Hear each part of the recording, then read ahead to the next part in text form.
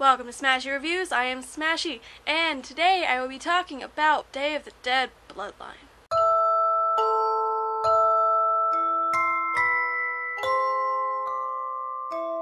If you haven't seen it already, me and my fellow member Kanban have made a get to know me video, which is like, if you have 45 minutes of your time, enjoy that.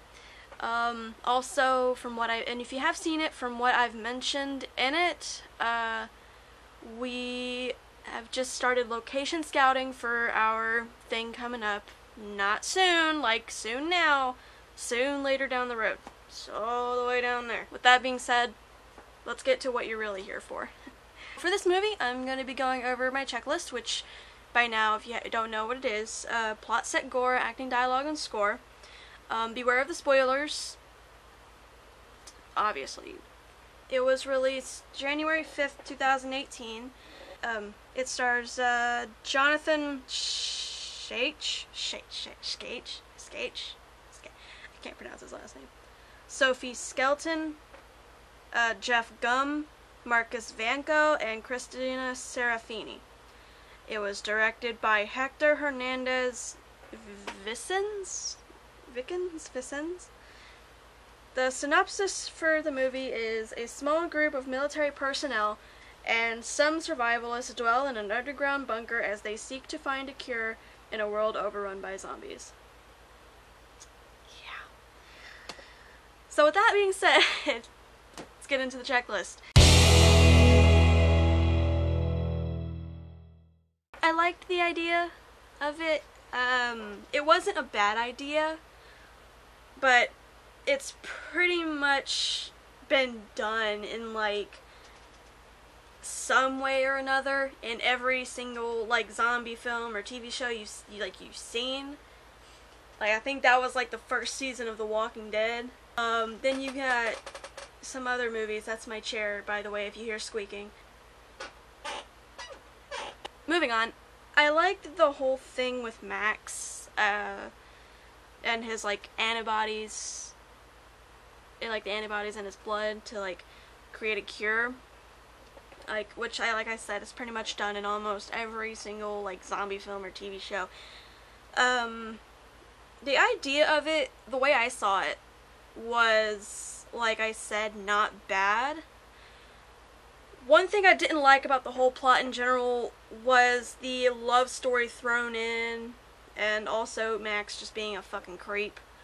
I feel like they added in Zoe's relationship to Baca to kind of have like a good thing in her life after all the shit that she suffered the day of the apocalypse. Like, Max tried to assault her, and yeah, but he was attacked by a zombie not even like 5-6 seconds after he got her to the ground, so that was pretty much not a good day for both of them. Now, as far as like the whole subplot with Max, I mentioned like that I like what they did with this whole, like, with the whole subplot, you know, like for those antibodies and all that stuff, like him being the cure pretty much, to like stop infection, not to like cure a zombie from turning, from already like a cure like an already turned zombie, but to like stop the infection. That's what I do like about it, but I did not like how they wrote his character whenever he was alive. Now if Baca was maybe like a love interest, not already with her, just like a typical love interest, and Max was, you know, pretty much like, Max was obviously in love with her, but on a creepy level. Now, if that creepiness didn't exist and he didn't try to assault her, and his feelings for her still, like, were there even after, like, long after he turned, because this shit's taking place, like, 5 years into the apocalypse. He's been a zombie for 5 years. Like I was saying, it would have been this moment where this guy who's in love with this girl, you know, he finds her long after he's turned, like, 5 years later, he's already a zombie. He turns, he finds her, and he still feels something, you know? Did I just pretty much explain the plot of Warm Bodies? Anyway, how they have it currently, well, it's still a better love story than Twilight, if you ask me. And can I just mention also that her boyfriend, his name is Baca, which is also another word for idiot in Japanese.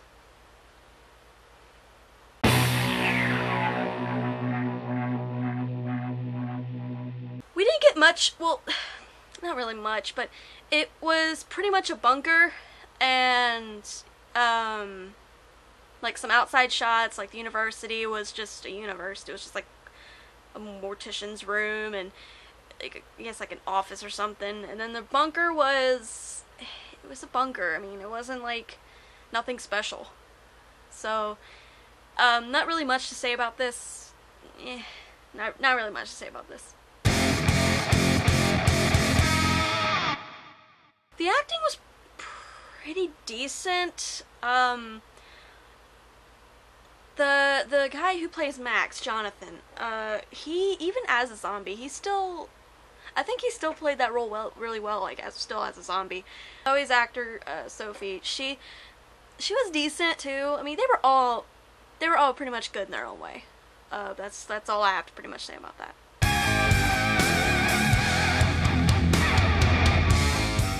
Okay. One thing I have to mention about this. Zoe's, like, narration, or whatever the hell it was, it sounded so fucking monotone the whole time. And I'm sitting here like, you sound, like, so uninterested in this shit. It is not even funny. You sound so uninterested. And it was just aggravating to hear her speak over, like, narrate pretty much the movie. And I'm like, just shut up. I mean, other than that, the dialogue was pretty swift. I didn't have any issue with that. Other than that, I didn't have any other issues. Another thing I didn't like was what they called the zombies. They called them just one word. It was just one word. No other words like zombie or undead or infected. It was just rotter. Rotter. The whole time. Rotter. Nobody else had their own words for it. Just rotter. That's what we're calling zombies now, apparently. I would guess it's better than hearing Walker all the time from The Walking Dead, which, don't even get me started on that. But call them infected. Call them undead. Don't just stick to one word. I'm pretty sure I didn't even hear any other words beside rotter. That actually sounds that just sounds worse than Walker or Biter. Like, nobody, we're gonna be here all day. That's all I got for dialogue.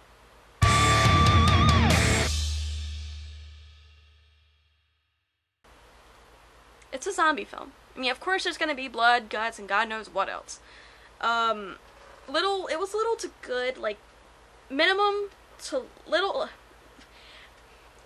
It was okay. There was a good amount of gore.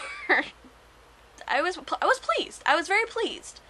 You know, we see, you know, flesh being torn from the face, the neck, the arm. You know, we see intestines being pulled out. Just oh. It was, yeah. Oh, and some blood splatter too. We get some blood splatters here and there. Yeah. And also the breaking, like the popping out of limbs, like her whole arm bone is out of the socket and everything, and the zombies are just munching. Just beautiful. It was very pleasing. Very, very pleasing.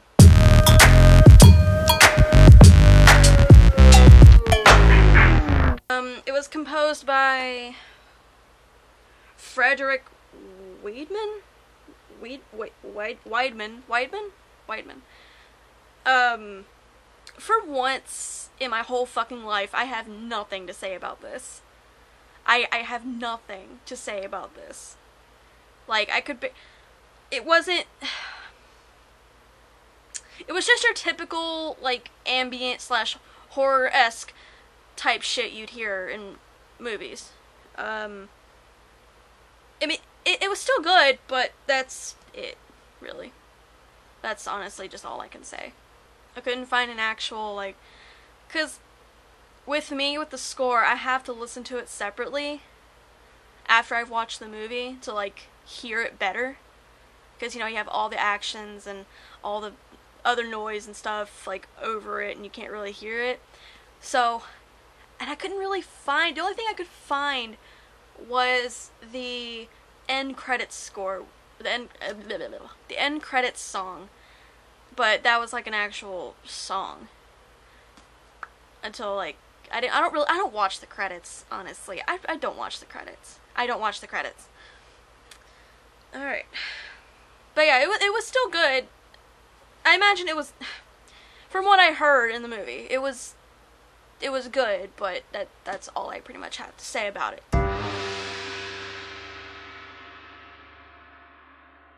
Yeah, this movie was, I didn't like it that much. I didn't like it that much. I honestly wasn't expecting it to be, like, the best thing in the world. Excuse me, I'm scratching my leg. Like I said, I wasn't expecting it to be the best thing in the world. Then again, that's just how it is with remakes of, you know, zombie shit. I'm stuttering is real. I'm very picky with my zombie films that I have not mentioned. I'm very picky. Very, very picky. And this one was just, ugh. Now, if you're interested in zombies and just want to watch any of them overall, you don't care what anybody else says, you want to watch it, go for it. I do recommend this movie to those who do love zombie films, obviously. It's on Netflix if you want to check it out. I don't know how long it's going to be on there, but it's on there. For now. I don't know when they're taking it off. Netflix is unexpected. If I may speak for a minute, though, I really did refuse to watch this movie when it came out. You know, because I watched the trailer for it, and because I like to watch the trailers just to see what I'm getting into. The way Max smiled in the movie, in the trailer and in the movie, he looked like Till Lindemann from frickin' Rammstein. Or is it Rammstein? Rammstein. I call them Rammstein. Yeah, he looks like the fucking frontman of Rammstein. Another reason why I refuse to watch this movie is because I'm a fan of the originals. I'm a big fan of the original Night of the Living Dead, Day of the Dead, Dawn of the Dead. I love the old George Romero films. Love it. Love them. Rest in peace, George. This one, the 2007 or 2008 remake of or was it Dawn of the Dead? It was Day of the Dead. A 2008 remake of Day of the Dead was actually pretty decent, but this one, no. And that is all I've got on Day of the Dead Bloodline. Thank you for watching. Thank you so much for watching and being patient. As always, leave a like and a comment down below telling me what you thought of the movie. And also, check out our other vids and subscribe. We will very much appreciate that. And follow us on our social media as well. Woo! And up next, I will be reviewing